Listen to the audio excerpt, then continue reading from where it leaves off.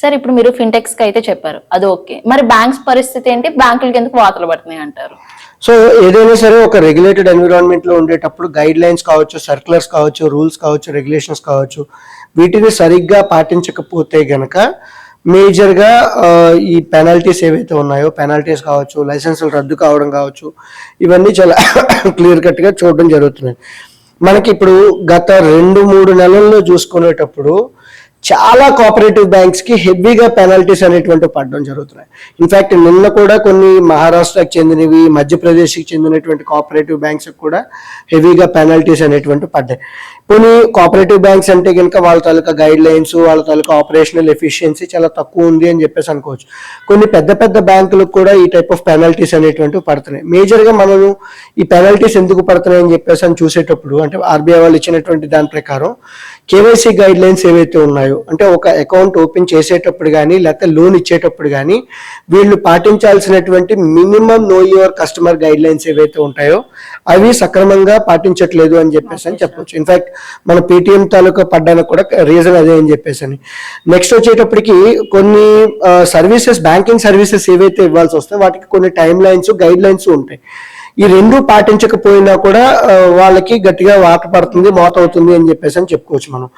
కొన్ని చోట్ల ఏంటంటే లోన్ ఇచ్చేటప్పుడు తీసుకోవాల్సినటువంటి మినిమం ప్రికాషనరీ స్టెప్స్ కూడా తీసుకోకపోవడం, అంటే లోన్ ఎవరికి పడితే వాళ్ళకి ఇవ్వడం కావచ్చు, లేదంటే తిరిగి మళ్ళీ ఆ లోన్ రికవర్ అవుతుందా లేదా, ఒకవేళ రికవర్ అవ్వడానికి స్కోప్ ఉంటే కనుక వాళ్ళకి డబ్బులు ఎక్కడి నుంచి వస్తాయి, ఎలా రీపే చేస్తారు అనేటువంటి మినిమం డ్యూ డిలిజెన్స్ ఏవైతే ఉంటాయో అవి కొన్ని చోట్ల జరగట్లేదు, ల్యాప్సెస్ ఉన్నాయని చెప్పేసి అని ఆర్బీఐ కనుక ఫైండ్ అవుట్ చేస్తే అప్పుడు కూడా ఈ టైప్ ఆఫ్ థింగ్స్ వస్తున్నాయని చెప్పేసి చెప్పొచ్చు.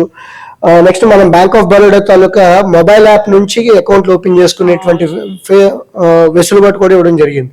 అంటే ఈకేవైసీ నార్మ్స్ అంటాం.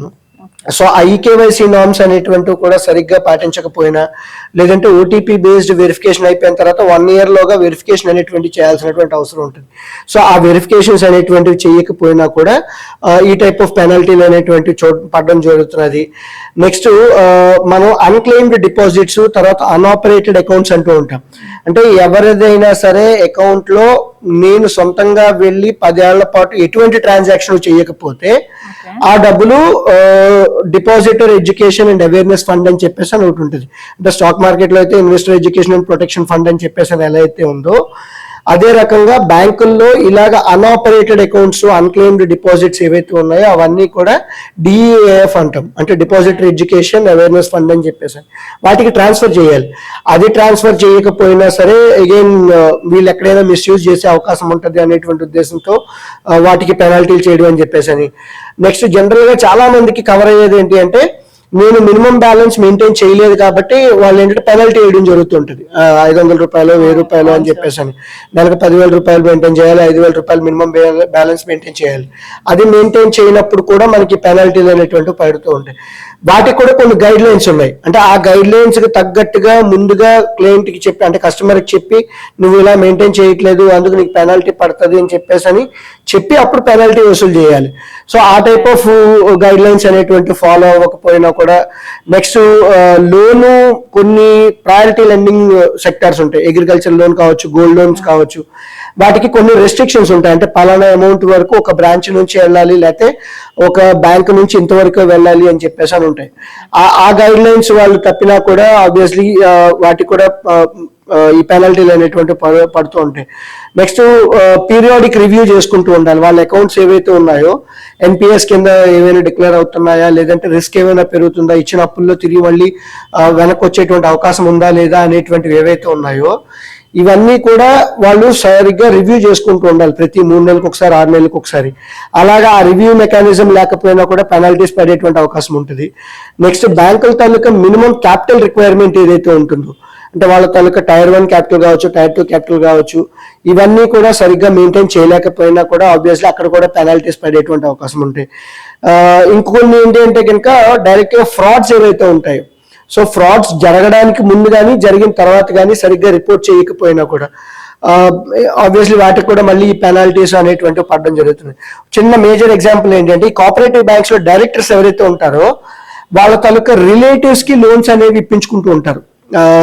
ఇప్పుడు ఇన్ఫాక్ట్ చందా కోచర్ తాలూకా కేసు చూసినా కూడా ఓకే, బ్యాంకులో డైరెక్టర్ ఎవరైతే ఉన్నారో డైరెక్టర్ తాలూకా బంధువులకి ఏమైనా కంపెనీలు ఉన్నా కూడా పర్సనల్ లోన్స్ కింద ఇప్పించడం కావచ్చు, ఈ అమౌంట్లు ఏవైతే ఉంటాయో అలా బయటికి లీకప్ అయినప్పుడు కూడా ఈ టైప్ ఆఫ్ ఆడిట్లో కనుక ఏమైనా రివ్యూస్లో ఏమైనా సరే జరిగేటప్పుడు ఏంటంటే వాటికి కూడా పెనాల్టీలు పడుతుంటాయి.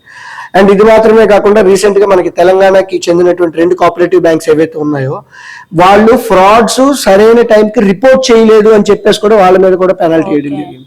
సో ఎక్కడైనా ఒక బ్రాంచ్ లో ఫ్రాడ్ జరిగింది అనేటప్పుడు అంటే ఆ ఫ్రాడ్ ని ఇమీడియట్ గా రిపోర్ట్ చేయాలి.